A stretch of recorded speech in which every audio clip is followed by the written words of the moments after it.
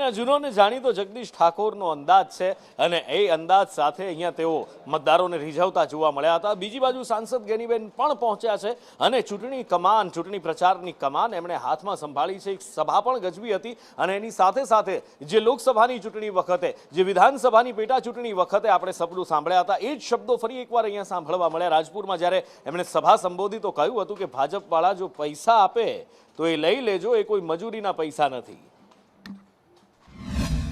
भाजप वाला कई नाना मोटी लोभ लालचों कई पैसा पैसा नाम बधु करे तो कई एक आईडा रायडू वेचीने के मजूरी करीने भेगा करेला नहीं। आले तो लई लेजो, वापरो तो वापरजो, ना वापरो रमेशभाई ना काम में वापरजो, पण वोट कांग्रेस ने आपजो एवी आप सौने बे हाथ जोड़ी करीने विनंती करी। आप सौनो हृदयपूर्वक आभार। बिल्कुल न्यायिक चूंटणी थाय आ लोकशाहीनो पर्व छे અને લોકશાહીના પર્વમાં ન્યાયિક ચૂંટણી થાય અમે તો એ પ્રકૃતિના માણસ એટલે કોઈ જગ્યાએ ઝઘડો કરીને, દમ મારીને, તાકાત વાપરીને સત્તાનો દુરુપયોગ અમે આજ દિન સુધી કર્યો નથી।